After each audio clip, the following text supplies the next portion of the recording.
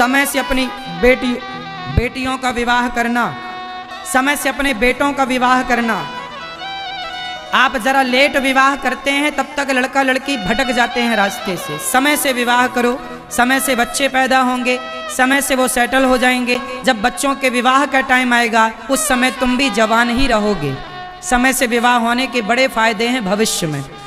Late विवाह करोगे तो लेट बच्चे पैदा होंगे, जब बच्चे जवान होंगे तब तक तुम बुढ़े हो चले होगे। इसलिए समय पर विवाह अच्छा लगता है। क्यों मेरी माँ, कब तक विवाह हो जाना चाहिए? 25 साल में विवाह होना सही है कि 30 साल में?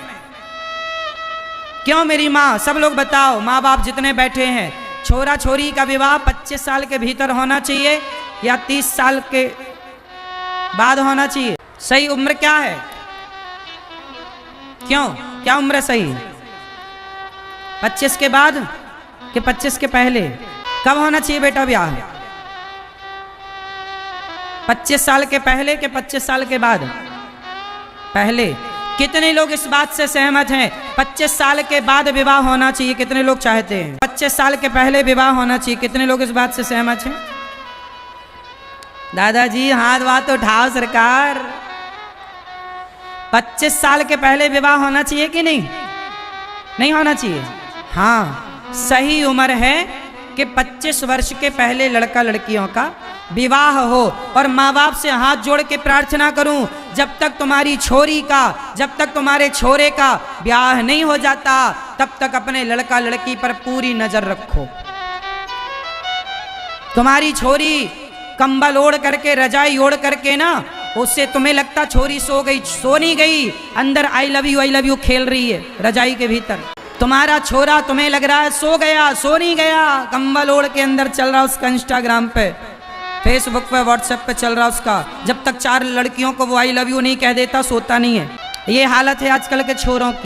तुम्हें बुद्धू बनाए रहते हैं तुम्हारे बच्चे।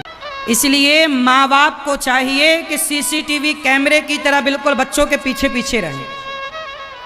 कहाँ जा रहे हो, कहाँ से आ रहे हो, थोड़ी नजरें रखो। माँ बाप की गलती ये हो गई कि बच्चों पर नजर ही नहीं है। अरे माँ बाप, मैंने एक दिन कथा में बोला था कि जब तुम्हारी बेटी की चप्पल माँ के पाँव में बराबर आने लग जाए, तुम्हारे बेटे का जूता बाप के पाँव में बराबर आने लग जाए, तो अपने बेटा अपनी बेटी के माँ बाप बन के ना रहना, उनके दोस्त बन करके रहना। बेटी की दोस्त बने माँ और बेटे का दोस्त बने बाप। आप अपने बच्चे के कंधे पे हाथ रखो, दोस्त बनो उसके, ताकि वो आपको हर बात शेयर करे, स्कूल में जो उसके साथ अच्छा हुआ, बुरा हुआ। और मेरी बहनों, तुम लड़कियों को अब बेटी ना समझो, अपनी फ्रेंड बनाओ, ताकि तुम्हारी बेटी हर बात तुमसे बताए कि उसके स्कूल में क्या हुआ। कई बार उसके साथ स्कूल में गलत होता है पर वो डर के मारे बताती नहीं है। और तुम्हारी बेटी, तुम्हारा बेटा कोई बात बताए तो सीरियस होके सुना करो। कई बार बेटियां कुछ बताती हैं, माँ सुनती ही नहीं, अरे चुप रह, फिर कल को उसके साथ कुछ दुर्घटना हो जाए, कोई उसका शोषण करने लग जाए। समाज में कुछ बातें मैं बता नहीं सकता, जितना बता रहा हूं उतना ही सुनो। आज मार्केट में इतना फ्रॉड चल रहा है। और सुनो, केवल आज लड़कियों का बलात्कार होता है ये तो सुना होगा, आजकल लड़कों का भी रेप होता है। इसलिए अपने लड़कों को भी स्कूल भेजा करो, आए तो पूछा करो, बेटा सब ठीक है, क्या पढ़ाया क्या। कई बार बच्चों, कितने स्कूलों में ये घटनाएं आपने सुनी कि लड़कों के साथ भी दुराचार हुआ। छोटे छोटे 10 साल का लड़का है, 12 साल का लड़का, उसके साथ भी होता है दुराचार। करने वाले अपराधी तो सबके साथ अपराध करते हैं। बात सही है कि गलत है? तो सावधान रहने से बुराई क्या है।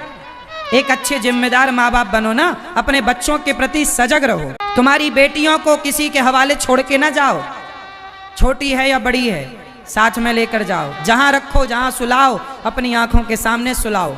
बहुत आज के युग में बेटियों को, बेटों को बहुत ज्यादा संभाल के रखने की आवश्यकता है। शोषण हो रहा है। और सुनो, रिश्तेदारों पर भी भरोसा ना करना। तुम्हारी जवान बेटी किसी रिश्तेदार करे तो रिश्ते का भाई है, नहीं। आजकल कहाँ रिश्ते पवित्र बच रहे हैं। समाज में आए दिन रिश्ते आप सुन रहे हैं।